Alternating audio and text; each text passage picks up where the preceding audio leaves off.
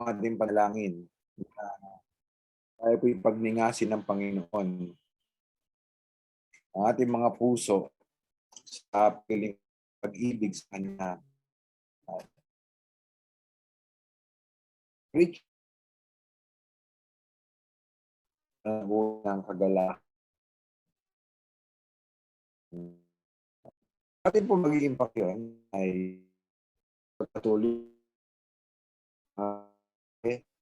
simula pa po linggo na other sa mga teksto na ito po ay 2 Samuel just 1 at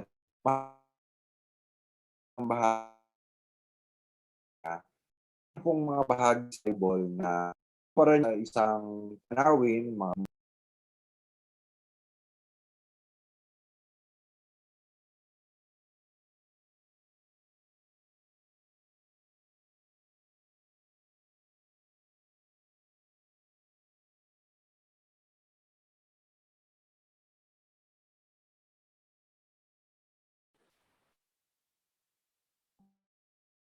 sabi ko po kanina bago ko nawala.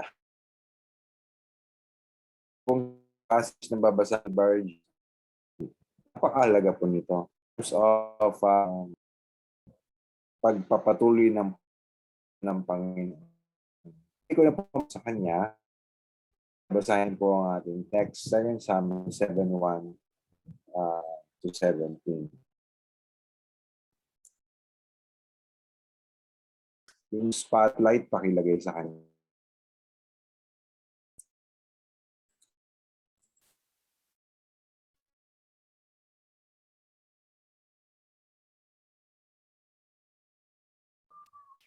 Hintayin lang po natin yung screen. So po, basahin po natin 2 Samuel chapter 7, verse 1 hanggang 17. Yan po. Let's read po. At nangyari na ang hari ay nakatira na sa kanyang bahay, ay binigyan siya ng Panginoon ng kapangyarihan sa lahat niyang mga kapahingahan sa lahat niyang mga kaaway sa paligid. Sinabi ng hari kay Nathan na propeta, "Tingnan mo ngayon, ako'y tumitira sa isang bahay na sedro. Ngunit ang kaban ng Panginoon ang Diyos ay nakatira sa loob ng mga tabing." Sinabi ni Nathan sa hari, "Humayo ka, gawin mo ang lahat ng nasa iyong isip, sapagkat ang Panginoon ay kasama mo." Verse 4, subalit ng gabi ring iyon, ang salita ng Panginoon ay dumating kay Nathan. Sorry po, verse 4 na po.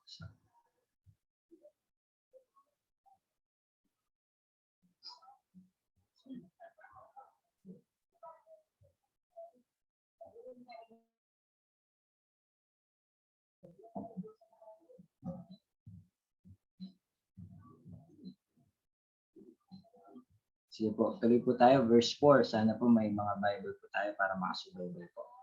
Subalit ng gabi ring iyon, ang salita ng Panginoon ay dumating kay Nathan na sinasabi, "Humayo ka at sabihin mo sa aking lingkod na si David, ganito ang sabi ng Panginoon, ikaw ba ang magtatayo ng aking bahay na matitirhan?" Verse 6, sapagkat hindi pa ako nakakatira sa isang bahay mula sa araw na aking inihahon ang mga anak ni Israel mula sa Ehipto hanggang sa araw na ito, kundi ako'y nagpapalipat-lipat sa tolda para sa aking tirahan.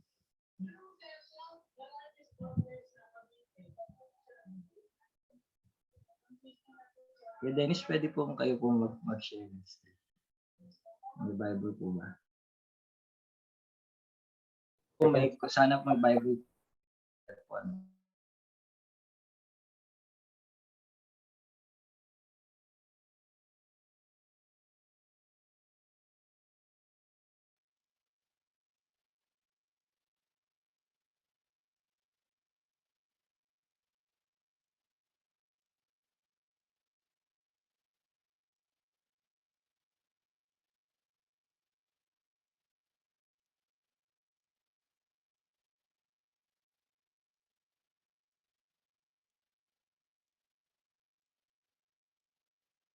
Ano pong verse sa 2 Samuel po?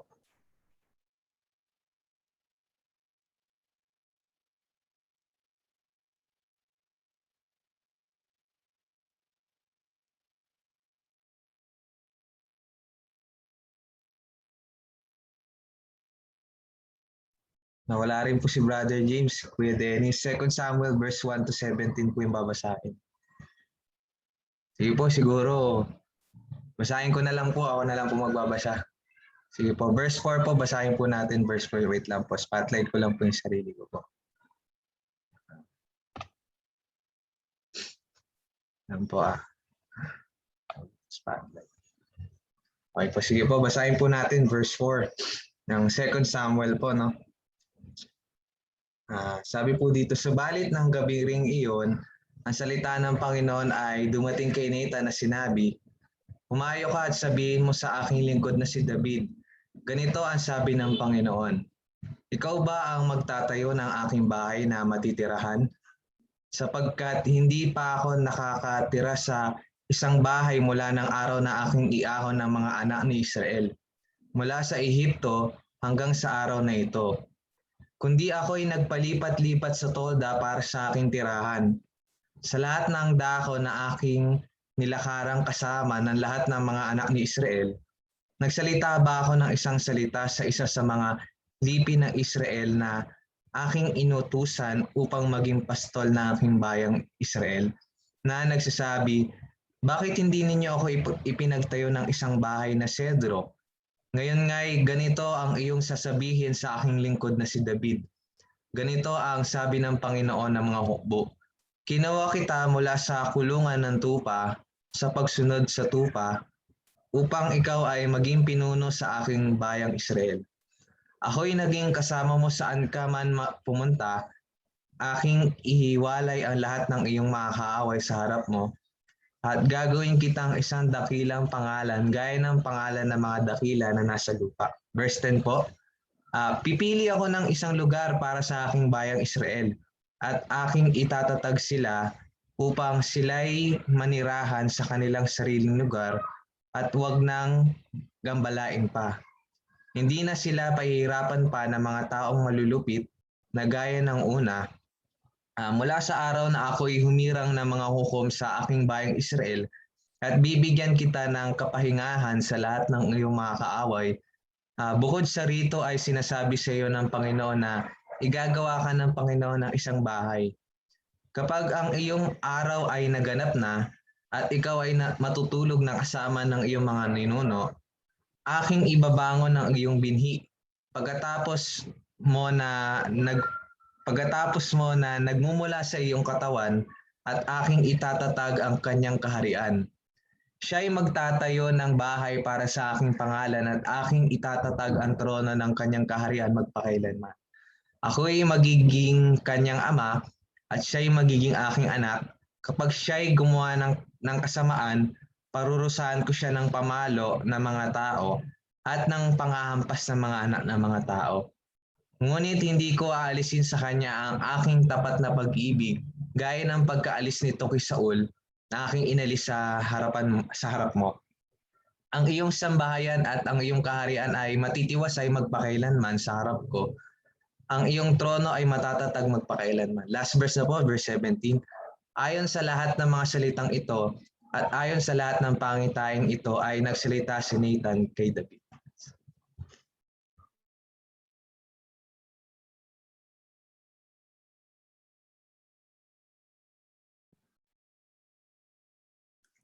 Okay, hopefully okay na po ang connection natin.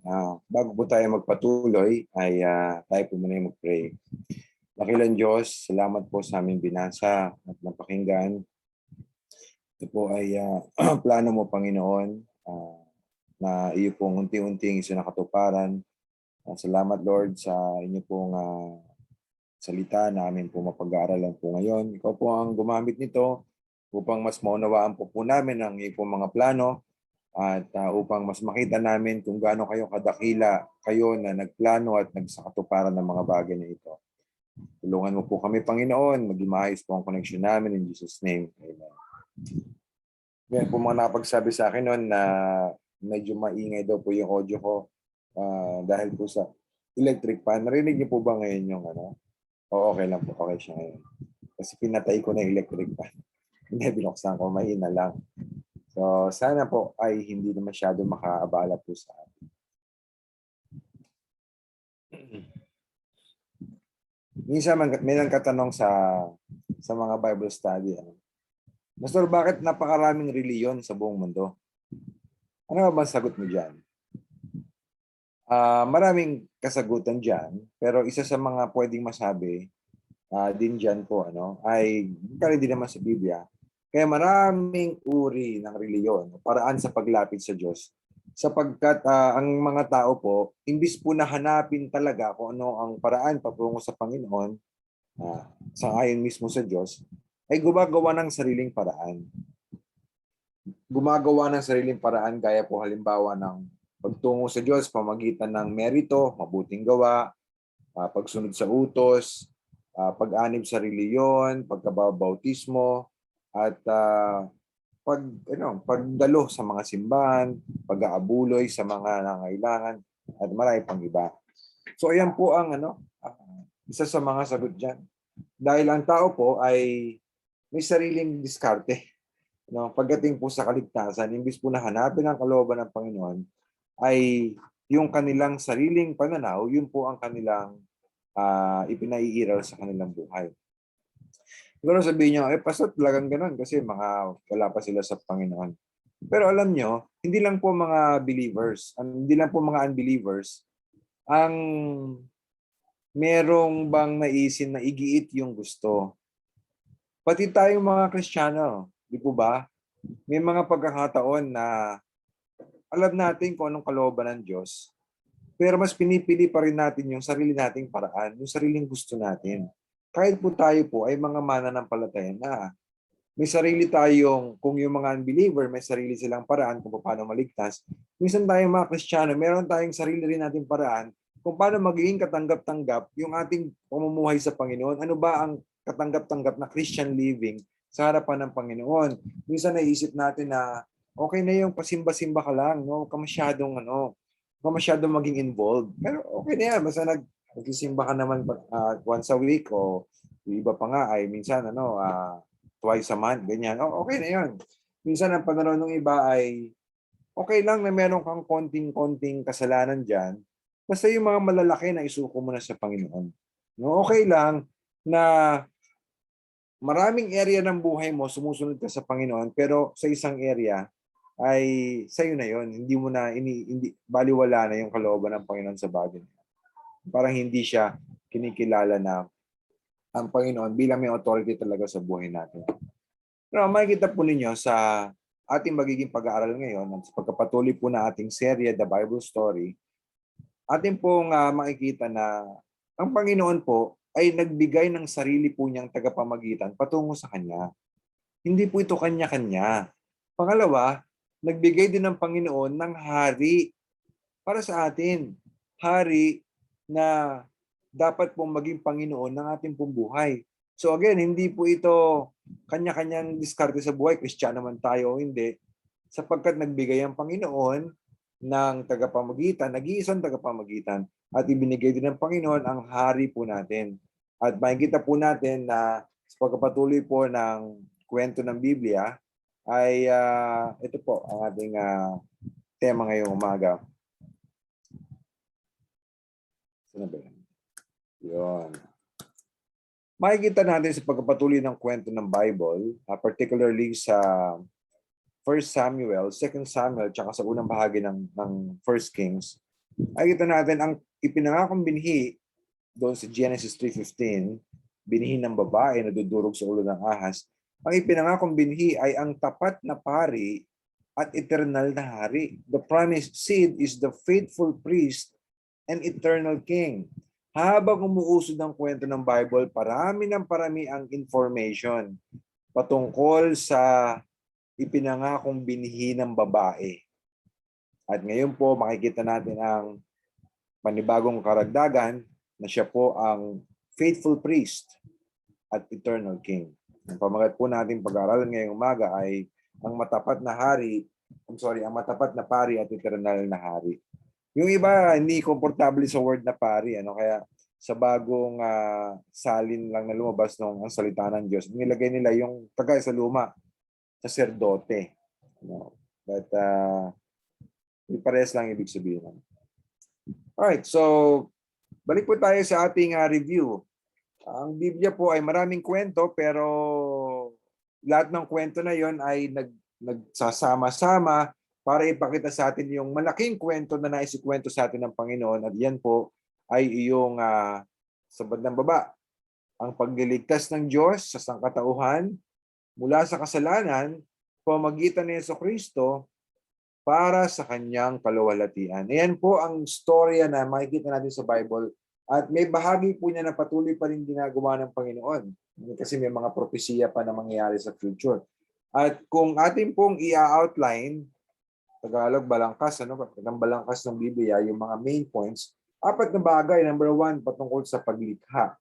Kasi ayan po yung dating kalagayan ng tao bago nahulog sa kasalanan, lahat ay mabuti. Pangalawa po, malungkot na pangyayari, pagbagsak ng tao sa kasalanan. Nagtukso po ang ating mga magulang si Eva at Adan at sila po ay sumuway sa Panginoon at nagsimula po yung kamatayan na pumasok po sa sangkatauhan. Pero doon din po sa Genesis chapter 3 na kung saan nakatala yung pagkahulog ng tao sa kasalanan, ay nandun din po sumibol ang pag-asa mula sa Diyos. Sapagkat sinabi po ng Panginoon sa Genesis 3:15, babalikan po natin yan picture na mamaya, maglalagay ako sa iyo, kausap niya ang ahas, at sa babae ng pagkapuot sa isa't isa, at sa iyong binhi at sa kanyang binhi. Magkakaroon ng line ng pamilya para sa diablo, pamilya rin po na magiging para sa Panginoon. Pero yung word na binhi ay naging specific, naging eksakto, no? Tumutukoy sa isang individual sa huling bahagi ng Genesis 3:15, ito, yung binhi ng babae, ito ang dudurog ng iyong ulo. Magwawakas sa kapangyarihan mo, Satanas. At ikaw naman ang dudurog sa kanyang sakong. Masasaktan ang binhi ng babae habang kanya pong ginagapi ang mismong si Satanas o ang ahas.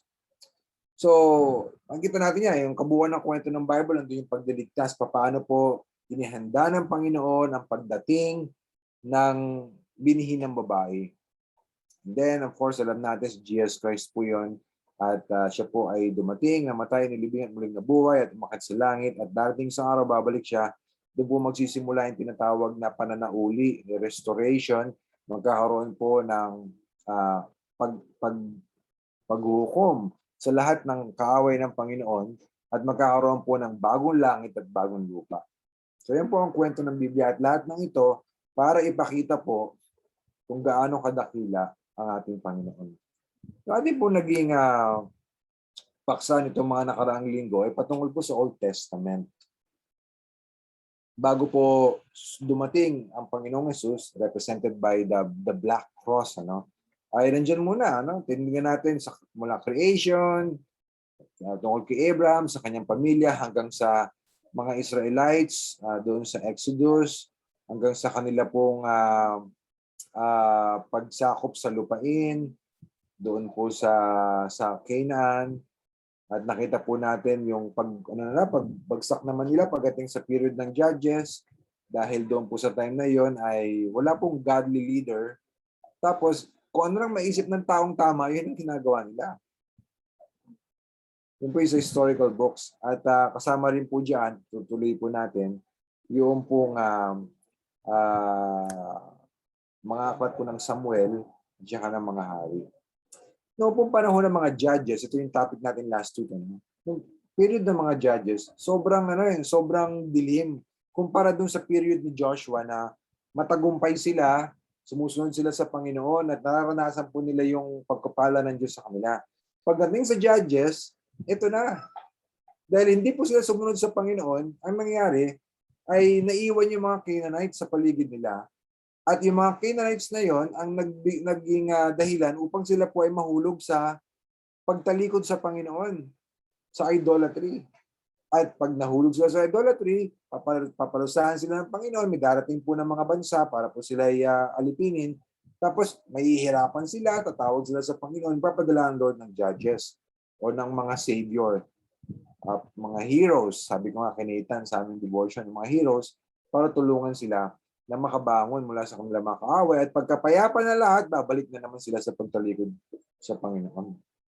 Ito panahon na sobrang makasalanan, sobrang dilim. Kasi walang godly leader eh. Pagkatapos, lahat kung anong tama sa paningin ng tao, yun yung ginagawa nila. Pero sa panahon na yan, hindi natin masasabi na walang ginagawa ang Panginoon. Kasi kahit po sa sobrang sama ng panahon na yan, ay hinahanda po ng Panginoon yung leader na kailangan ng Israel nung time na yon. Ang tinutukoy natin ay si David. Hinahanda na yung family ni David. At hindi lang po leader na kailangan ng Israel nung time na yun, kundi leader na darating na kailangan po ng buong mundo. At yan po ang Messiah. So lahat po ng yan ay habang magulo ang paligid, di ba, merong isang pamilya na nag-migrate patungo sa Moab. At long story short, naging kasama sa pamilya na yon si Ruth, isang Gentile. Hindi siya Hudyo, hindi siya kasama talaga sa people of God. Pero siya po ay biniyayaan ng Panginoon na maging kasama sa people of God bilang reward sa kanya. At siya po ang naging kalolalahan ni David. Sa pamamagitan niya, ay ginamit siya ng Panginoon para magsimula rin po yung family ni David. So, nandun po yung paghahanda ng Panginoon. At dito po tayo ngayon siya po pala, no? Yung pagsama po kay Ruth sa family ng Messiah, yan po ay, again, reminder sa atin ng Panginoon sa kanyang pinaka-purpose. Ang purpose niya, hindi lang pagpalain ng mga Hudyo, kung hindi sa pagpapala niya sa mga Hudyo at pagdating ng Messiah sa pamilya ng mga Hudyo, ay i-bless din ng Panginoon ng buong mundo, yung mga Gentiles. At unti-unti nakikita natin dyan. Yes, ang focus Israel, pero nandun pa rin yung mga clue, mga hint na plano talaga ng Diyos iligtas din pati ang mga Gentiles. Ngayon, sa book ng Samuel, yan. So dito na tayo sa Samuel na tayo, no? Dito natin makikita yung pagbibigay ng Diyos ng leader na kailangan ng bansang Israel. Di ba? Kung naalala po ninyo, ilang beses binanggit, 3, maka-4 na beses. Actually, yung huling verse sa Book of Judges, sinabi doon, at walang hari ng mga panahon na yon. At ginagawa nila kung anong tama sa kanilang mga paningin. Ibig sabihin, kailangan talaga ng hari. At dito po sa 1 Samuel, makikita po natin yung salitang anointed. Sa Tagalog, tinignan ko minsan makikita po niyo yung salitang binuhusan ng langis. Or kaya naman hinirang. Yung pong, pag sinabing anointed, narinig po ba yung salitang Messiah? Yung salitang Messiah po ay galing po yan sa salita ng mga Hudyo. At ang salitang Messiah po, ang Hebrew word na yan, ang nasa likod po sa salitang anointed, o kaya minsan sa Tagalog nakalagay hinirang, pero ang ibig sabihin po ng Messiah o anointed ay pinahira ng langis o binuhusan ng langis. Pero yun yung pastor, ano mo ibig sabihin ng binuhusan ng langis? Alam niyo po ang ibig sabihin ng binuhusan ng langis, mga kapatid, ito po ay tumutukoy sa mga tao na kapag sila binuhusan ng langis, ibig sabihin sila po ay pinili ng Diyos para sa isang espesyal na gawain. At halimbawa po niyan, na meron po mga binubuhusan ng langis dyan sa Biblia. Una na po yung mga priest. Tingnan niyo po sa Exodus 30 verse 30. Sabi po ng Panginoon kay Moises, yung buhusan ng langis si Aaron at ang kanyang mga anak. At italaga sila upang sila ay maglingkod sa akin bilang mga pari. So simboliko po iyon na kapag binuhusan ng langis ang isang tao, pinipili siya ng Panginoon at binibigyan siya ng Panginoon ng kapangyarihan na gampanan yung tungkulin na nais ibigay ng Panginoon sa kanya. At yung word po na anointed, Messiah, yung sa pinahiran ng langis, pero sa bagong salin, binuhusan ng langis. Pero totoo talaga yun, binuhusan ng langis. Makikita niyo po yan sa aklat ng Samuel, maraming beses kumpara sa ibang mga book sa Bible. At sa 1 Samuel, na nagsimula sa storya, alam niyo ba yung simula ng 1 Samuel? Ang simula nito ay sa isang pamilya, isang pamilyang taga-Ephraim, ang pangalan ng tatay ay si Elkana. Nakilala niyo po, nabasa niyo po ba ito? Narinig niyo na po ba ito? Si Elkana po ay merong dalawang asawa. Si Penina at saka si Hana. Okay, bago tayo magpatuloy, Pastor, ba't ganyan? No? Dalawang asawa. Ibig sabihin, sa Old Testament, okay lang maraming asawa. Sa New Testament, ay isa lang. Hindi po ganun, mga kapatid. Tignan niyo po, nung ginawa ng Panginoon si Eva at si Adan, di ba? Isang lalaki lang ang ginawa niya.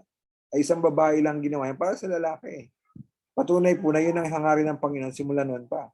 Pastor, anong gagawin natin dito? Tandaan po niyo, kapag nakita po kayo ng polygamy, ang tawag dyan, ano? Maraming asawa. Pag nakita kayo ng polygamy sa Bible, hindi sinasabi ng Bible na, oh, ito rin ang dapat mangyari sa inyo. Hindi. Sinasabi ng Bible na ito ang nangyari sa kanila.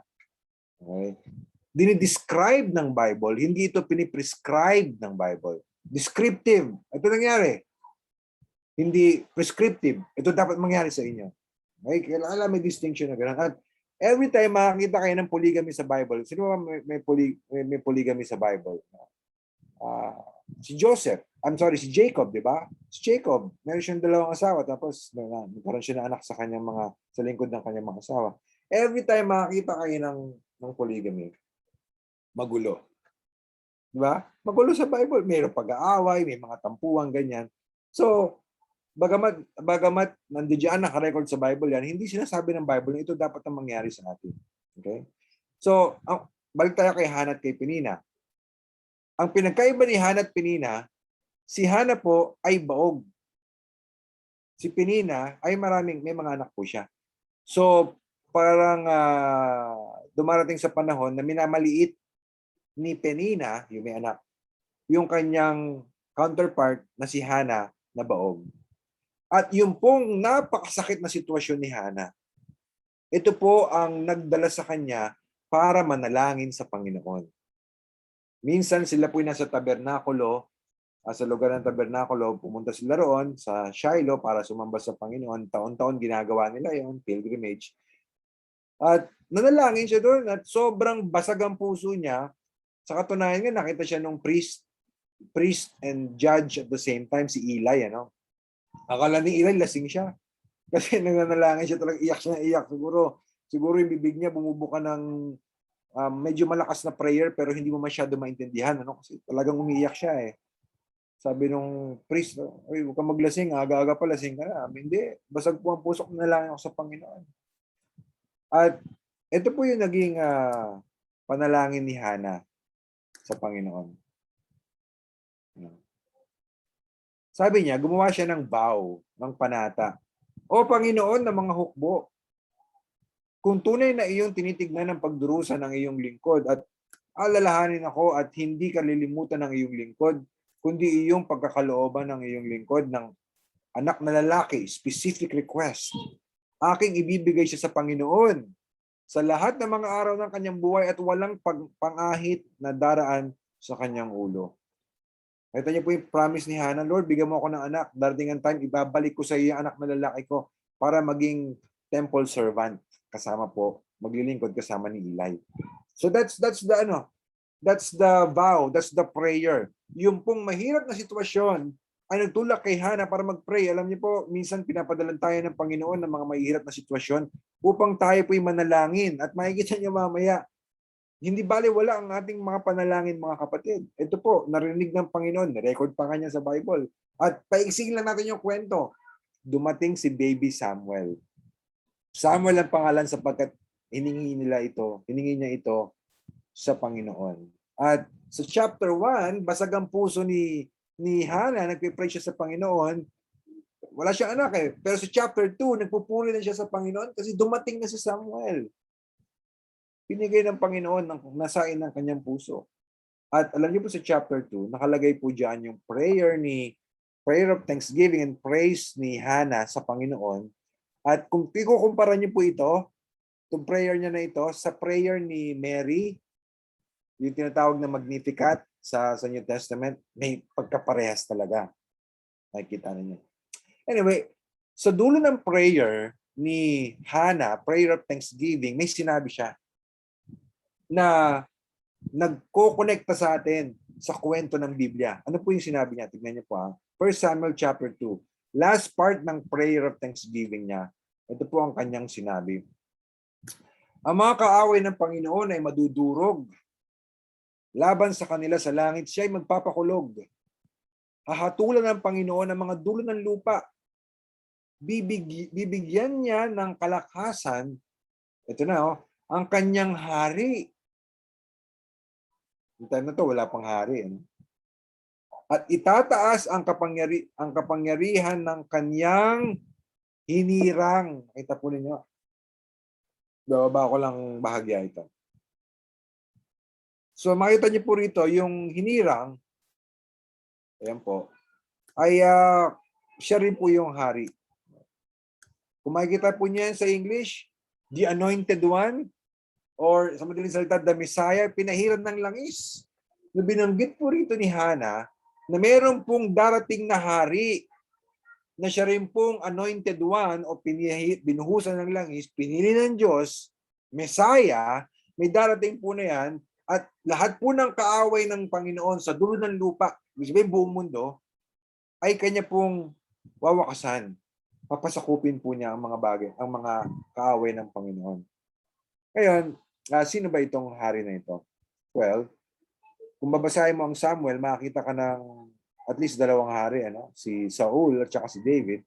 At maring sila din po ang tumutukoy ito sa kanila. Pero dahil nga sa kwento ng Bible, alam natin na bagamat pwede itong partially tumukoy kay Saul and David, pero ultimately, pinakahuli, ang intensyon ng Panginoon sa sinabi ni Hannah ay para bigyan ang mga tao ng propesiya patungkol sa pagdating ng Messiah. At itong Messiah na ito, sinabi diyan, ay magiging hari. Siya po yung magiging hari. Ngayon ganito, hindi bago to sa atin. Kasi sa Genesis pa lang, sinabi na ng Panginoon kay Abraham, lalabas mula sa lahi mo ang mga hari. Diba? Kasama po yun sa pangako kay Abraham. Pangalawa, nung pagdating kay Judah, sinabi kay Judah na yung setro ay hindi aalis sa iyong pamilya. Yung magiging mga hari ng Israel ay palaging manggagaling sa pamilya ni Judah. And now, pinapakita sa atin ng Biblia na meron na pong inihandang hari ang Panginoon. Darating siya para mag-conquer at para magtagumpay. Sino po itong hari na ito? Bigyan po lang natin ng sermonic point tayo. Point number 1 natin. Hindi po yan, sorry. Alright. So point number 1 natin for today, Samuel and Kings. So 1 Samuel, 2 Samuel, Kings, 1 Kings. First point, God uses the believers' prayers to accomplish His purpose. Ginagamit ng Diyos ang mga panalangin ng mga believers upang isakatuparan ng kanyang mga layunin. Sino ba si Hannah? Hindi siya, hinahamak nga siya ng mga tao kasi wala siyang anak. Yung time po na yon, kapag walang anak ang isang babae, ang perception ng mga tao ay siya po sinumpa ng Panginoon. Of course, hindi ganun palagi, pero yun ang perception ng mga tao. So, si Hannah, nobody siya . Hindi siya kinikilala. Pero nag-pray siya. Bakit siya nag-pray? Nagipit siya . At tumawag siya sa Panginoon at yung prayer niya, yung answer ng Panginoon sa prayer niya, ay hindi lang siya ang naging nakinabang. Kung hindi nagkaroon po ng makadiyos na leader ang Israel noong panahon ni Samuel. Ito po ang sinasabi ng ibang mga tao. So, lahat ba ng bagay, pinlano na ng Panginoon? Anong sagot natin to? Lahat ba ng mga bagay, pinlano ng Panginoon, lahat ng mangyayari? Yes, kontrolado niya lahat . Kaya sabi ng iba, Pastor, kung nakaplano na lahat, gagawin ng Diyos lahat ng kanyang pinlano, bakit pa tayo magpe-pray? Narinig niyo na ba yung argumento na ganyan? Bakit pa magpe-pray? Diyan na pala lahat gagawin ng Panginoon. Ito ang sagot natin dyan. Biblically speaking, ang sagot natin dyan ay ganito. Gagawin talaga ng Diyos lahat ng kanyang plano. Pero kasama sa pagsasakatuparan na ng kanyang plano ay yung panalangin ng kanyang mga anak. Na kapag nagpe-pray tayo, kumikilos ang Diyos, alam niyo po, never kayo makakita sa Bible ng anumang verse o anumang kwento, diretso man o implied, na nagsasabi na hindi na mahalaga yung prayer. Gagawin naman ng Diyos yung kanyang gustong gawin. Hindi na mahalaga ang prayer. Wala kayong makikitang ganyan. Makikita ninyo, mga kapatid, sa kapangyarihan ng Panginoon, kaya niyang gawin lahat kahit di tayo manalangin eh. Pero sa plano ng Diyos, karunungan ng Diyos, ay ipinili niya na gagawin niya yung kanyang mga plano bilang kasagutan sa panalangin ng kanyang mga anak. At meron tayong mga halimbawa dyan, mga kapatid. Doon po, halimbawa, nung sinabi ng Panginoon sa mga Israelita, 70 years kayo mabibihag dyan sa, sa Babylon. Pagdating ng 70 years, pababalikin ko kayo sa lupain nyo. Sinabi ng Panginoon niya, kay Jeremiah, malinaw yan, alam ng mga Israelites yan. Ngayon, dumating na yung 70th year, siya pala, sabi ni Jeremiah, sabi ng Panginoon sa Jeremiah 29:12. Pagkatapos ng 70 years, ito sabi ng Panginoon na Jeremiah 29:12, kayo'y tatawag sa akin. Ano yung sabihin naman? Mananalangin kayo. At ako'y lalapit at dadalangin, at kayo'y lalapit at dadalangin sa akin at diringgin ko kayo. Kita ninyo? Sabi ng Panginoon, after 70 years, babalik kayo sa lupa. Pero magpipray kayo, diringgin ko kayo, babalik kayo. Di kasama sa plano ng Panginoon yung pananalangin ng mga mananampalataya. At katunayan, nung sumapit na yung 70th year ng pagkabihag nila sa Babylon, si Daniel, alam niya yun eh. Kaya sa Daniel chapter 9, basahin nyo. Sa Daniel chapter 9, nag-praise Daniel. Kasi alam niya, tapos na yung 70 years. Lord, maawa kayo sa amin, ibalik niyo na po kami. Kita ninyo. Pwede naman sabihin ni Daniel na, 70 years na, mangyayari na yan. Pero hindi yun eh. Nanalangin siya eh. Bakit? Kasi po, ginagamit ng Diyos ang pananalangin ng mga Kristiyano o ng mga mananampalataya para isakatuparan ng kanyang mga pangako. Kaya mga kapatid, sa New Testament din, di ba? Alam ba natin na darating isang araw, maghahari ang Diyos dito sa lupa, ang Panginoong Yesus? Alam natin yan. Nakalagay sa Bible yan. Pero bakit nagturo ang Panginoon ng prayer sa kanyang mga alagad, sinabi niya ipanalangin nyo, thy kingdom come. Dumating na ang kanyang paghahari. Ba't kailangan ba ipag-pray yun? Mangyayari naman yun. Kasi isinasa katuparan ng Diyos ang kanyang mga plano o magitan ng pananalangin ng kanyang mga anak. So ano application natin dito? Mag-pray tayo mga kapatid. Hindi baliwala ang pananalangin natin. Ewan ko, nakakatch nyo minsan sa prayer meeting, sinasabi ko sa aking prayer, bago tayo mag-dismiss, sinasabi ko, Lord, i-bless niyo po ang aming prayer time. Gamitin niyo po ito upang isakatuparan ng inyong mga plano. Saan galing yun? Dito. Mga kapatid, alam mo ba na ang prayer mo ay mahalaga sa Panginoon at ang prayer mo ay higit na malaki kaysa sa pansarili mong pangangailangan at kaysa sa panahon mo ngayon. Wala kang idea kung paano gagamitin ng Panginoon ang prayer mo sa pag-accomplish na ng kanyang plano, hindi lang sa buhay mo, hindi lang sa buhay ng iba, hindi lang sa panahon mo, kundi sa mga panahon pa na darating. Sino mag-akala na itong nagipit na nanay na ito nag-pray ng anak, yung pala ang magiging sagot ng Panginoon sa pangangailangan ng leadership ng Israel. So, ginagamit ng Panginoon mga prayers natin to accomplish His purpose. At minsan may mga kagipitan na dumarating sa atin. Ang mga kagipitan dumarating sa atin ay ginagamit ng Diyos para manalangin tayo. Gaya sa New Testament. Huwag mabalisa sa anumang mga bagay, kundi sa anumang bagay, pamagitan ng daing na may pasasalamat, ilapit natin yung ating mga petitions sa Panginoon. Okay, so, yun ang ating first point. Ang galing, umuusad yung plano ng Panginoon, pero, doon po yung pananalangin ng kanyang mga anak. Mahalaga ang prayer. Huwag kayong magkaroon ng impression na lahat naman pala ito nakaplano na, ba't mag-pray pa ako? Mangyayari din yan kahit di ako mag-pray. Hindi ganoon ang paraan ng Diyos. Mag-pray tayo mga kapatid. Ngayon, ang judge nung time ni Samuel, nila Hana, nila Elkanah, ay si Eli. Si Eli kakaibang judge kasi priest din si Eli. Priest yan. At si Samuel, nung lumaki-laki na siya, nung naawat na siya sa pagdede sa kanyang mama, siya po ay dinala na po doon sa tabernakulo para maging assistant ni Eli. So temple boy, tabernacle boy itong si Samuel, lumaki siya doon.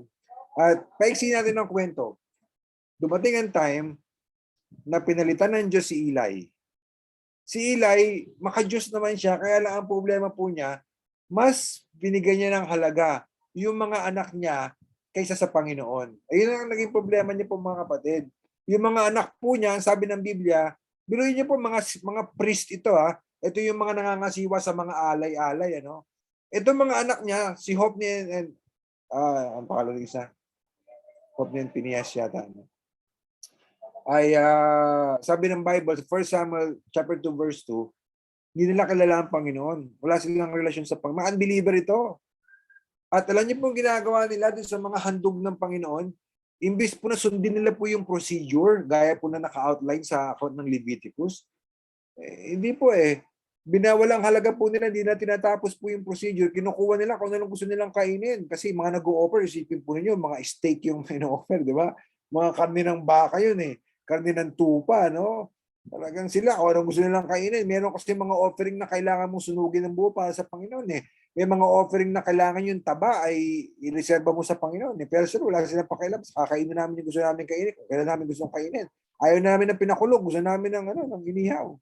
So ito mga tao to, walang pakundangan pagdating po sa offering para sa Panginoon. At sabi po sa 1 Samuel 2:22, mga immoral po ito. Yung mga babaeng naninilbihan po sa tabernakulo, kanila po sinisipingan. Ito po marahil rape. Napaka ano po nito mga to, mga walang pakundangan sa harapan ng Panginoon. At hindi po sila sinaway ni Samuel. Sinabi lang ni Samuel, mali ang ginagawa niyo. Ganun lang, wala po aksyon na ginawa. At dahil po diyan nagalit ang Panginoon. At may dumating po na isang propeta, sinabi kay Eli, ang judgment sa iyo ng Panginoon, yung anak mo, mamamatay silang dalawa, same day sa labanan. At ito po nakakalungkot kay Eli. Yung pamilya mo, Eli, hindi na yan magiging hindi na yan magpapatuloy ang pagiging priest. Okay, tingnan po natin ito. Pakita ko sa inyo. Ito po yung genealogy o lahi ng mga priest. Nagsimula kay Jacob, si Levi. Yan po yung pinili ng Panginoon maging priest, di ba? Si Levi. Ito po yung kanyang anak, si Gershom, Kohat, Merari. Si Kohat nagkaanak si Amram. At sa anak na yun, ito po si Moses, Aaron, and Miriam. Kay Aaron, ito po, alam naman po natin na si Aaron po ay pinili po maging priest talaga. Nagkaroon po siya ng 4 na anak. Itong dalawang ton, namatay sila si Nadab and Abihu dahil sa kanilang pagsuway sa Panginoon. So dalawang line of family ang natira under Aaron. Si Eleazar at saka si Itamar. Si Eli po ay galing sa lahi ni Itamar. At ang sabi ng Panginoon, Eli, dahil hindi ka naging matapat, dahil mas pinahalagaan mo yung mga anak mo kaysa sa akin, itong line of priesthood na ito, mawawala na to. Mawawala na to. Ito na lang ang matitira. Okay? So, darating ang time, mawawala ito. At nung panahon ni Abiathar, panahon niya ni Solomon, ay tinanggal po ni Solomon sa pagkapari si Abiathar dahil po sa pagkataksil sa kanya. So dumating po yung judgment ng Panginoon at habang binibigay po yung sentensya ni Eli mula sa Panginoon sa pamamagitan ng isang propeta na man of God, sa bandang huli po ng sentensya, nagbigay po ng propesiya yung man of God. Tingnan niyo po ito magtatahi sa atin doon sa kwento ng Biblia, sa Seed of the Woman. Sabi po sa 1 Samuel 2:35, ako'y magbabangon para sa akin ng isang tapat na pari. Okay? In contrast to Eli, hindi siya faithful. Hindi niya mamanage yung kanyang pamilya. Magbabangon ako ng isang tapat na pari na gagawa ng ayon sa nilalaman ng aking puso at pag-iisip. Sabi niya rito, ipagtatayo ko siya ng panatag na sambahayan. Ibig sabihin na hindi kagaya nung kay Eli na nabuwal na, wala na, yung kanyang magiging sambahayan, hindi na magiging priest later on. Ito na matatag. At siya'y maglalabas-masok, mga kasama, sa harap ng aking, nakita niyo to, binuhusan ng langis. Kita niyo? Sa English, anointed or the Messiah. So sino po itong priest na ito? Well, kung tatratuhin natin itong binuhusan ng langis bilang si David, naturally, yung priest na pinapangako rito ay maaaring tumutukoy dun sa priest nung panahon po ni David. It must be referring to Zadok. Yung panahon pala ni Solomon din. Ano? So malamang si Zadok yan. Pero alam niyo po, ang pinaka fulfillment o katuparan talaga ng faithful priest, alam natin, walang iba kundi si Jesus Christ. Siya po lang yung talagang nakapagdala sa atin sa Panginoon. At meron pong talata sa Bible, halimbawa po ito, tingnan niyo po.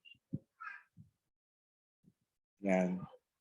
Ito po ay patungkol sa Mesayang darating. Sabi diyan, sumumpa ang Panginoon at hindi magbabago ang kanyang isipan. Ikaw, kausap po yung Mesaya na darating, ikaw ay pari magpakailaman, forever priest, ayon sa pagkapari ni Melchizedek, hindi galing sa lahi ni Levi, ibang klase kasi galing ang Mesaya sa tribu ng Judah, hindi naman sa Levi. Paano siya naging priest, pastor, kundi siya galing kay Levi? Ibang order ng priesthood niyan, galing sa taong nagngangalang si Melchizedek. Pagdating natin sa New Testament, talakayan natin yan. Ang gusto ko makita po nyo rito, ganito. Sa aklat ng Hebrews, ginamit po itong verse na to. Kinote ito ng author ng Hebrews para tukuyin si Jesus Christ. Apat na beses sa aklat ng Hebrews, sinabi nila, itong verse na to, Psalm 110 verse 4, yan ay patungkol kay Jesus Christ. Siya yung sinabi na pari magpakailanman. At sa aklat ng Hebrews po ay 13 times tinawag si Jesus Christ bilang high priest. So siya nga yun. Of course, at this point, hindi pa alam ng mga tao. Time ni Samuel, maaaring ang iba na pagkabit-kabit nila na ito yung binihinong babae. At siya pala ay priest. No? So what do we know so far about sa... Bigay ko muna yung sermon point natin. Sermon point natin po ito. Point B, faithful priest will come. Sa propesya po. Siya, lahat ng kalooban ng Amay magagawin niya. At ano bang ginagawa ng priest? Babalikan natin yan. Pero gusto ko lang po makita natin sa ngayon, mga kapatid, na ano bang alam na, kung kunyari first time mo magbabasa ng Bible at nakarating ka na sa Samuel, ano ang mga matututunan mo patungkol dun sa priest? Patungkol dun sa binihinong babae. Number one, alam mo na, tao yun kasi binihinang babae. Diba? Pangalawa, alam mo na, dahil nabasa mo yung Genesis, manggagaling siya sa lahi ni Abraham. Pinangakuan si Abraham ng binhi eh.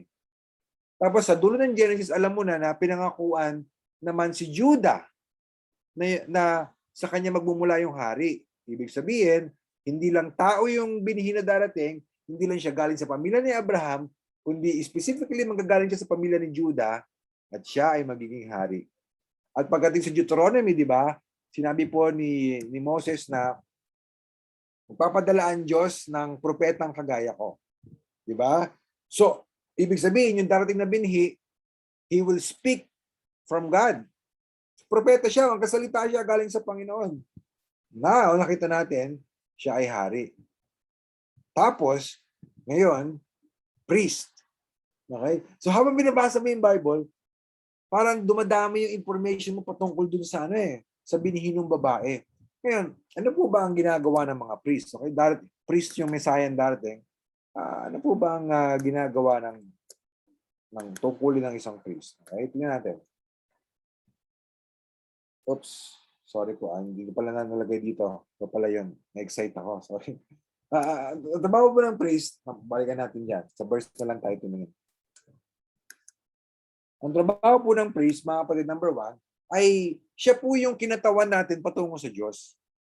Tandaan natin, di ba po, sa aklat ng Leviticus, hindi pwedeng diretso lumapit sa Diyos. Kailangan ng tagapamagitan.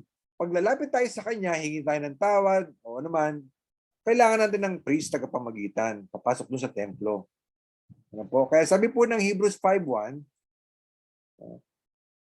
bawat pinakapunong pari na pinili mula sa mga tao ay pinangasiwa sa mga bagay na may kaugnayan sa Diyos. Galing sa mga tao.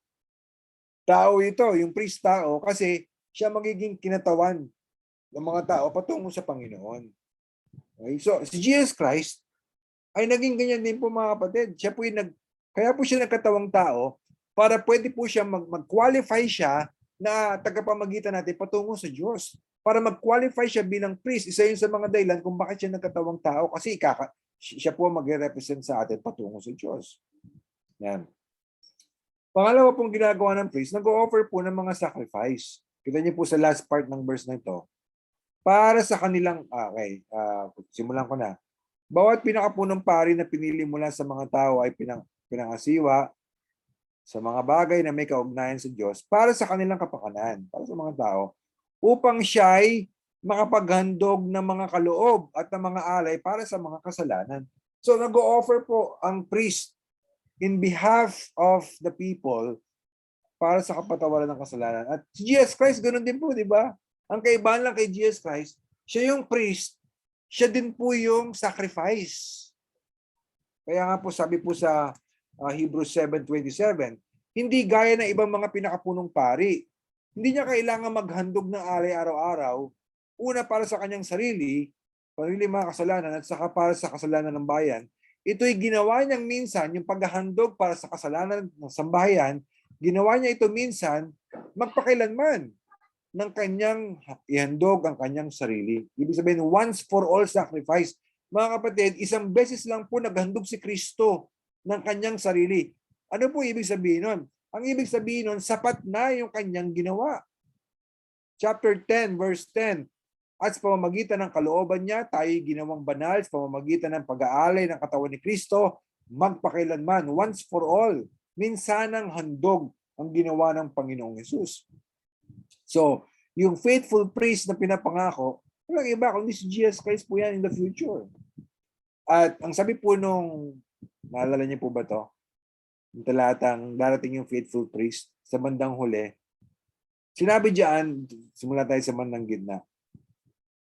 Ipagtatayo ko siya ng panatag na sambayan at siya yung maglalabas-masok, mga kasama, ibig sabihin, sa harap ng aking binuhusan ng langis, magpakailanman. Okay? So, sinasabi natin na ang ultimate fulfillment, ang pinakapatuparan ng faithful priest si Jesus Christ, at ganoon din po ang pinakatuparan nung anointed one, nung binuhusan ng langis, walang iba kundi si Jesus Christ. In other words, itong mga propesya na ito ay magtatagpo. It will merge sa katauhan ng Panginoong Hesus. Siya po yung tinatawag po na prophet, priest, and king. Sabi nga po nung kantang kinompose ni Fanny Crosby, no? Sa Praise Him, sabi ron, Jesus, Savior, reigneth forever and ever. Crown Him, prophet, and priest, and king. Yan po ang Messiah. At ilang pong application dito. Number 1, application natin. Hindi po tayo pwedeng lumapit sa Panginoon ng diretsyo. Kailangan natin ng kapamagitan. Hindi po sapat yung mabuting gawa natin, yung reliyon natin, etc. para lumapit sa Diyos. Kailangan po natin ng mamamagitan sa atin patungo sa Diyos. Kailangan natin ng priest. Kailangan yung priest na may sacrifice. Alam niyo ba na si Jesus Christ lang ang tinakda ng Panginoon para maglapit sa atin sa Ama. Bakit po? Kasi siya po yung Diyos na nagkatawang tao para pwede po niya tayong dalhin sa Panginoon, i-represent sa Panginoon bilang tao maliban sa kasalanan. Naging tao siya talaga. At nung siya po ay namatay, that's the sacrifice. The only sacrifice na tatanggapin ng Panginoon. Kaya ako nag-iisip ka, paano ba maligtas, Pastor? Ang kaligtasan po ay hindi pamamagitan ng gawa, hindi natin ng ating sarili. Kailangan po natin lumapit sa Diyos pamamagitan ni Kristo. Kilalanin natin na wala nang ibang paraan para mabayaran ang aking sala kundi si Jesus Christ. At doon po tayo makasumpong ng kaligtasan. Si Jesus Christ po namatay, inilibing at muling nabuhay. Kung magtitiwala tayo sa Kanya, tayo po ay ililigtas ng Panginoon. At ito po yung once for all sacrifice. Basa natin kanina, sabi rito sa chapter 7, subalit hawak niya ang pagiging pari magpakailanman si Kristo sapagkat siya ay nagpapatuloy magpakailanman. Hindi kagaya ng iba mga priest, namamatay sila. Hindi tuloy-tuloy yung ministry nila. Si Jesus Christ tuloy-tuloy na hindi siya namamatay. Verse 25, dahil dito, siya ay may kakayahang iligtas ng lubos ang mga lumalapit sa Diyos. Pamamagitan niya, yamang lagi siya nabubuhay upang mamagitan para sa kanila. Gusto mo ng katiyakan pagdating sa kaligtasan? Manampalataya ka sa Panginoon. Ni Kristo lang. Siya ang iyong priest, siya ang iyong sacrifice, at kung kikilalanin mo na wala nang ibang pag-asa kundi si Jesus Christ lang, sabi ng Biblia, ikaw ay maliligtas, patatawarin ka ng Panginoon, magkakaroon ka ng totoong ugnayan sa Kanya.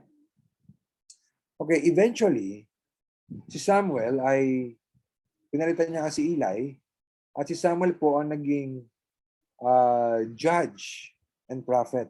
Sabay siya, propeta din siya, no? At saka judge. Kung si Eli, priest and judge, si Samuel naman po ay judge and prophet. At maaring si Samuel na po yung huling judge, as far as we know. At doon po sa panahon ni Samuel ay humingi po ng hari ang mga Israelita. Okay? Masama po ba na humingi sila ng hari? Hindi ba kalooban ng Diyos na magkaroon sila ng hari? Kalooban ng Diyos po eh. Kalooban ng Diyos na magkaroon sila ng hari. Paano mo alam yan, Pastor? Sinabi niya na kay Abraham, di ba? Mula sa lahi mo, lalabas ang mga hari. Sinabi niya na kay Judah, hindi alis ang setro o paghahari sa pamilya mo. At sa Deuteronomy 17, nakalagay doon yung qualification ng hari. Ibig sabihin, all along, intensyon ng Panginoon, bigyan sila ng hari. Kaya lang ang problema, humingi sila ng hari ng merong maling motibo. Anong motibo nila po, mga kapatid? Tignan natin. Ito na po. 1 Samuel 8, at kanilang sinabi sa kanya, ikaw ay matanda na. Sinabi ng mga tao kay Samuel, matanda ka na, at ang iyong mga anak naman, hindi sumusunod sa iyong mga daan. Ang bigurin pala si Samuel, sa area na yun. Humirang ka ngayon para sa amin ng isang hari upang mamahala sa aming gaya ng lahat ng mga bansa. Ayun ang kanilang motivation. Ayaw na namin ng mga judge na ganito. Ayaw namin, nag-rule sa amin ng Panginoon through a judge. Gusto namin ng hari kagaya ng mga sa ibang bansa. So yun ang kanilang motivation to be like the other nations. Ang nangyari ito, ngunit hindi minabuti ni Samuel ng kanilang sabihin, bigyan mo kami ng hari. Sa hari upang mamahala sa amin. Sumama yung loob ni Samuel. Kasi siya nga yung leader tapos sasabihin niya na, bigyan mo kami ng hari. Ayaw na namin ng judge. At si Samuel ay nanalangin sa Panginoon. Sinabi ng Panginoon kay Samuel, pakinggan mo ang tinig ng bayan sa lahat ng kanilang sinasabi sa iyo. Ay, alam niyo po, ay nakakatakot eh. Kapag pinipilit natin yung gusto natin sa Panginoon, ang nakakatakot doon, kapag binigay ng Diyos yung iginigiit natin na hindi talaga tama. Sabi rito, bigay mo, sapagkat hindi ikaw ang kanilang tinakwil, kundi itinakwil nila ako bilang hari nila. So ako talaga nire-reject nila. Hindi natin babasahin po yung ibang ito. No? Sinabi lang dyan ng matigas talaga ang ulo nila noon pa sa Egypt. No? So, ayun ang problema doon mga kapatid eh. Kalooban ng Diyos magkaroon sila ng hari. At eventually, bibigyan sila. Kaya lang, yung paraan nila ng paghingi, ay gusto namin kagaya ng ibang bansa. Pangalawa, ayaw na namin sa Diyos. Alam ng Diyos yung puso nila. At napakalaking bahagi ng 1 Samuel patungkol sa unang hari. Sino yun? Okay, hindi si King James. Okay. Diba? Pastor Bible, King James Version. Hindi yun ang hari ng Israel. Okay. Ang unang hari ng Israel, at least sa time na ito, si Saul. Okay. Patungkol kay Saul. At si Saul, pinili ng Panginoon, humble siya, binigyan siya ng Panginoon ng kapangyarihan para magawa niya yung mga tungkulin. Pero nagwakas sa trahedya yung buhay nitong hari na to eh. Di ba? Alam niyo ba yung kwento nito? Paano nagwakas yung buhay ni Saul? Suicide. Nag-suicide siya, mga kapatid. At pagkatapos, yung pagiging hari, tinanggal ng Diyos sa pamilya niya, nilipat sa ibang pamilya. Sa pamilya nila Ruth, pamilya nila David. Ano? Anong problema? Si Saul kasi, matipuno, talagang panggera, although takot siya kay Goliath. Ito yung pinapangarap nilang hari. Guwapo, matangkad, matipuno. Kaya may problema kay Saul eh. Yung puso niya. Yung puso ni Saul ang problema. Kasi patuloy po siyang, hindi siya nagkitiwala sa Diyos. Mas malaki ang takot niya sa mga sirkumstansya niya at saka sa mga tao kaysa sa Panginoon. At wala siyang talagang buong tiwala sa Panginoon. Tingnan niyo po ang sinabi ng Panginoon sa pagpili ng hari. Tingnan niyo po mga kapatid. Ang sabi ng Panginoon, ito namimili si Samuel, sa mga kapatid ni David. Siguro mga sundalo kasi yung kapatid ni David. Siguro ito pinili ng Panginoon, matipuno, maskulado. Sabi ng Panginoon sa kanya, Samuel, huwag mong tignan ang kanyang mukha o ang taas ng kanyang tindig, sapagkat itinakwil ko siya, hindi yan ang pinipili ko. Sapagkat hindi tumitingin ang Panginoon na gaya ng pagtingin ng tao. Di ba ang tao, external, ano? Ang tao ay tumitingin sa panlabas, na anyo, ngunit ang Panginoon ay tumitingin sa puso. Ayun, yun ang inaanap ng Panginoon eh. Ayun yung wala kay David, kay Saul. Ilang application dito mga kapatid. Alam niyo po, yung ating mga talento at yung magandang personalidad, yung charisma natin sa tao, hindi po yan naggagarantiya na tayo po magiging kagamit-gamit sa Diyos. Kailangan po tama ang puso natin, mga kapatid. What matters to God ay kung ano tayo kaysa sa kung ano ang kaya natin gawin. Kasi kung kulang ka sa talento, bigyan ka ng Panginoon yan. Pero kung ang puso mo ay malayo sa Panginoon at hindi mo ibibigay sa Kanya, hindi ka pipilitin ng Panginoon. Alam ng Diyos ang puso natin ngayon. Maaari nating maloko yung iba, madaya ang iba na mukha tayo maka-Diyos, pero sa loob talaga hindi. Pero alam niyo mga kapatid, alam ng Diyos ang nangyayari sa puso natin ngayon. Gusto ko i-encourage kayo mga kapatid na huwag lang natin pangarapin na maging okay tayo sa harap ng tao. Sikapin natin na maging okay tayo sa Panginoon kasi basa niya ang puso natin, alam niya. Tuloy tayo. Ano ang pinaka-naalala niyong kwento sa buhay ni David? Sige nga. Meron ba kayong sabihin, Pastor, ito pinaka-naalala ko. Siguro pag sinabi kong David and kapag sinabi mo Delilah, kailangan talaga mag-aral ka pa ng Old Testament. David and Goliath. Diba? David and Goliath. Alam niyo ba na yun ang pinakamahabang kwento sa Samuel? Ang haba niyan, basahin niyo. Ang haba talaga. So, ba't ba kinuwento pa yan dyan? Kasi, pinapaliwanag sa atin ng kwento niya kung paano nakilala ng buong bansa si David. Naging champion. Tinalo niya yung champion ng Philistines. So, dyan naging prominente si David. Hari pa si Saul niyan. At nung naging hari na siya, wala na si Saul sa picture, nung naging hari na si David, napatayo niya na yung kanyang dream house at wala nang mga kalaban na katagumpay sa kanya, naisip niya na gawan po ng templo, permanenteng templo ang Panginoon. Kasi ang templo ng Panginoon yung tolda eh. Di ba? Yung tabernacle, tolda yun eh. Alam niyo sa disyerto, kinakalas-kalas nila paggabiyahe sila. So wala permanenteng house ang Panginoon. Sabi ni David, hindi tama to. Ang ganda ng bahay ko, tapos ang Panginoon, wala man siya permanenteng. So yung binasa ni James kanina, ayun yun. At natuwa ang mga kapatid, sabi ng Diyos sa kanya, hindi ikaw magkatayo, hindi ikaw. Pero natuwa ang Diyos sa kanyang desire na ipagpatayo ng templo ang Panginoon. Kaya gumawa ang Diyos ng promise sa kanya. Gumawa ang Diyos ng covenant sa kanya. The Davidic covenant. Ano po ang ilalaman nun? Tignan natin po.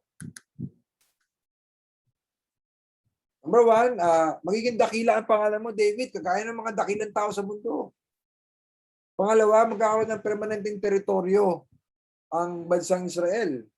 Sa 2 Samuel 7:10, sabi doon, bahagi ng binasa ni James kanina ito, pipili ako ng isang lugar para sa aking bayang Israel at aking itatatag sila upang sila'y manirahan sa kanilang sariling lugar at huwag nang gambalain pa. So, permanent territory. At it reminds us sa promise ng Panginoon kay Abraham, di ba, na wapa sa iyo ang lahat ng ito, ng lupain. No? Tapos, ito na, kasama rin sa Davidic Covenant, magkakaroon ka ng binhi na maghahari magpakailanman. Yun. Ibig sabihin ito, dynasty, na sa pamilya niya manggagaling pulad ng hari. Swak na swak sa prophecy na sinabi ng Panginoon kay Judah. Di ba? Na sa family ni Judah, diyan manggagaling ang hari. Si David taga-tribo ng Judah to, taga-Bethlehem ito eh. No? So, tignan natin. Sabi dito sa verse number 12, kapag ang iyong mga araw ay naganap na at ikaw ay natutulog na kasama ng iyong mga ninuno, aking ibabangon ang iyong binhi. Pagkatapos mo, magmumula sa iyong katawan at aking itatatag ang kanyang kaharian. Verse 16, same chapter po ito. Ang iyong sambayan at ang iyong kaharian ay matiwasay magpakailanman sa harap ko. Ang trono ay matatag magpakailanman. Hindi mawawala. Hindi kagaya nung kay Saul na wala yung pagkahari sa pamilya niya, sa pamilya mo, hindi magiging ganon. Yung binhi na sinasabi rito mga kapatid, ay maaari po tumutukoy sa pangkalahatan, ano, yung mga haring darating. At pero sa totoo lang yan, ito rin po pwedeng tumukoy sa isang tao. Okay? At that reminds us sa binhi ng babae, na ipinangako sa Genesis chapter 3 verse 14. At next po na kasama sa tipan ng Panginoon kay David, ang kanyang anak ay naghahari magpakilanman. Ayun. Sinabi ito dun sa verse number 13, ano? Tawa natin ito. Sabi diyan, siya ay magtatayo ng bahay para sa akin, yung anak ni David, at aking itatatag ang trono ng kanyang kaharian magpakailanman. Meron pa mga talata sa Psalms. Ito, ang mga binhi mo'y itatatag ko magpakailanman at aking itatayo ang iyong trono sa lahat ng salinlay. Verse 28, same chapter, iingatan ko para sa kanya magpakailanman ang pag-ibig kong tapat at ang tipan ko para sa kanya magiging matatag. 29, aking itatatag ang kanyang lahi magpakailanman at ang kanyang trono na gaya ng mga araw ng langit. Ito po yung sinasabi ng Panginoon patungkol sa pamilya po ni David. Okay? So, meron pong isa na maghahari magpakailanman. Prophecy po yan. And then part po ng tipan kay David, ay hindi ko nasulat, sorry po. Yung anak ni David, pagpapalain po ang buong mundo. Okay? Tingnan niyo po ito. Familiar kayo rito, no? Sabi po sa Isaiah 9:6, sapagkat sa atin na ipinanganak ang isang bata, sa atin na ibinigay ang isang anak ng lalaki, at ang pamamahala ay maaatang sa kanyang balikat. Familiar kayo rito? Naawit pagpasko, di ba? At ang kanyang pangalan itatawaging kamangha-manghang tagapahayo.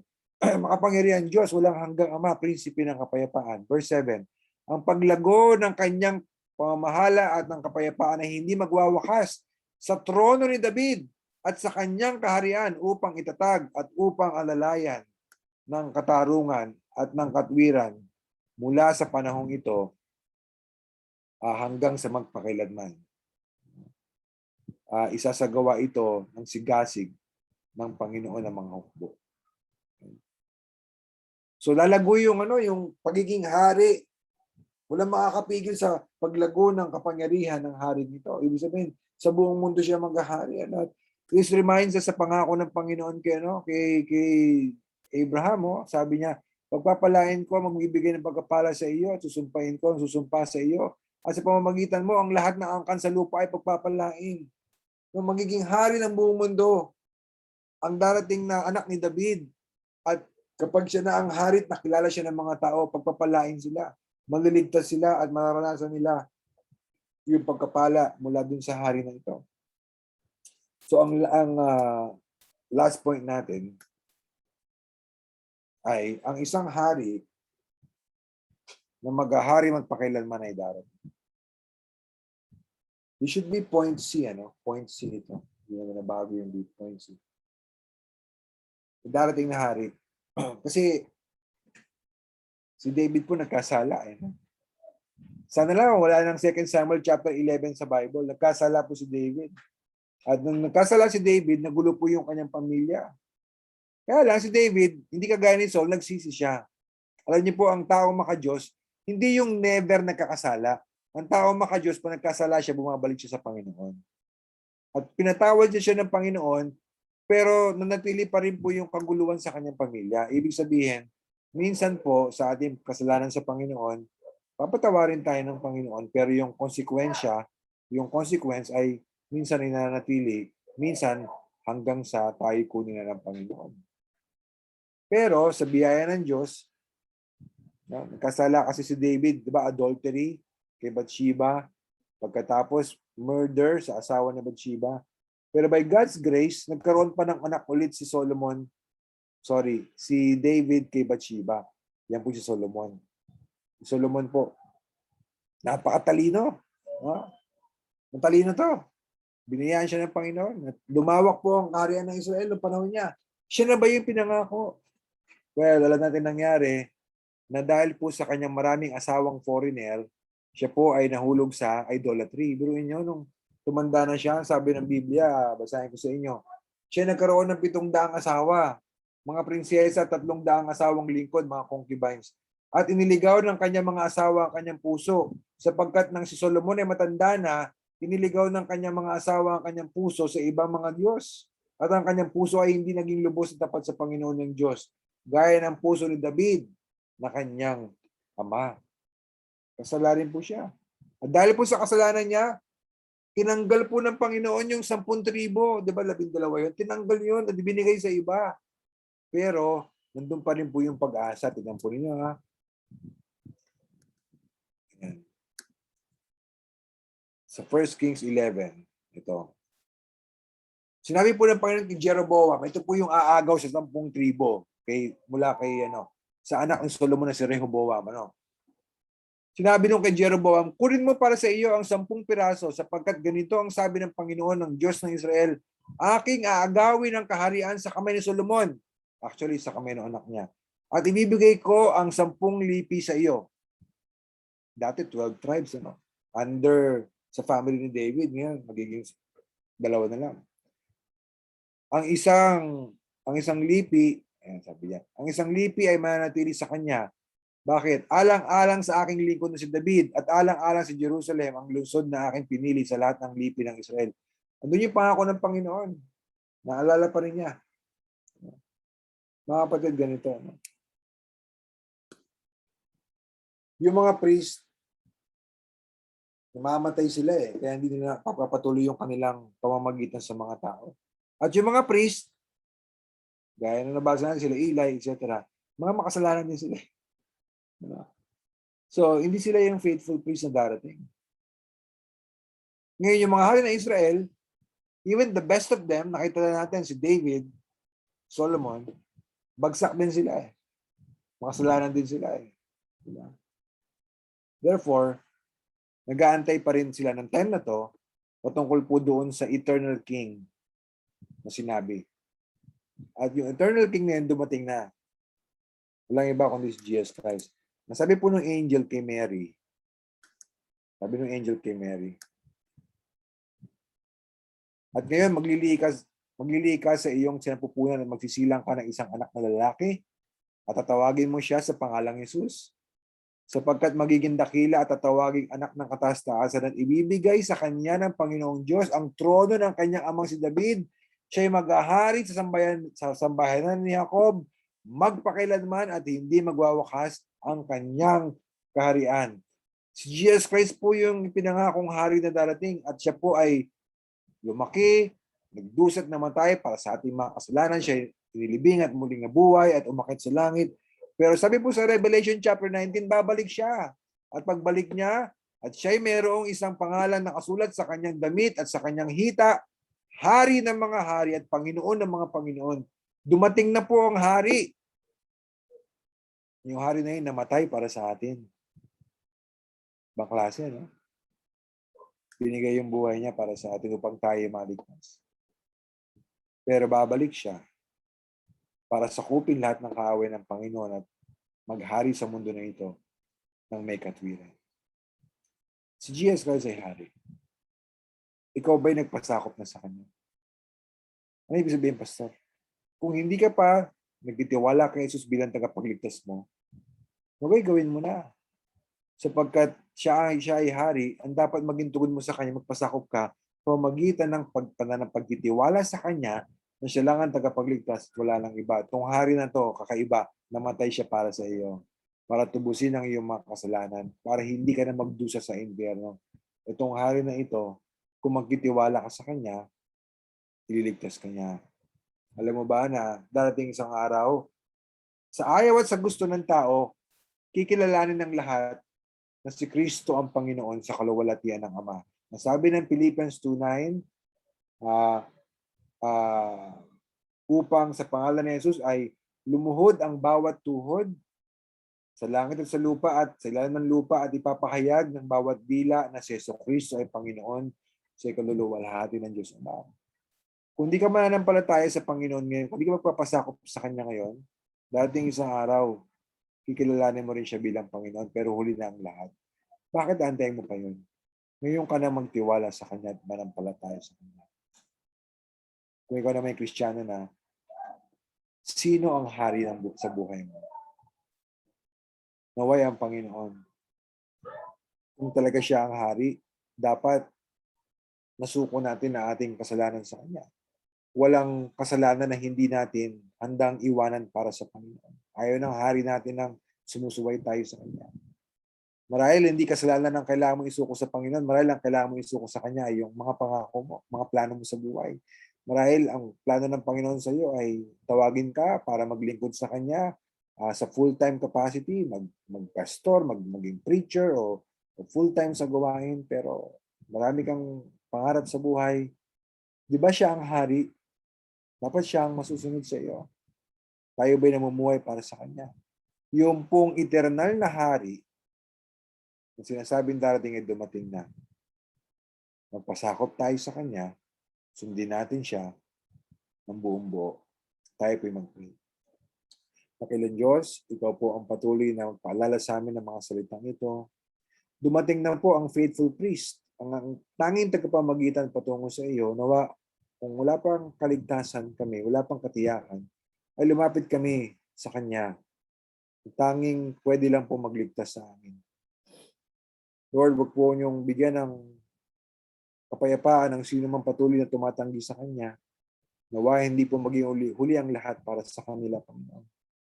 Sa amin naman po mga Kristiyano, si Kristo po ay hari, pero hari ba talaga siya? Tulungan mo kami, Panginoon, na sumunod sa Kanya na may pagmamahal at kagalakan. O Panginoon Diyos, tulungan niyo po kami na siyasatin namin mga puso naway wala po kaming hindi kayang isuko at gawin para sa Kanya. Dito po aming panalangin sa kanang po ni Kristo Jesus. Amen.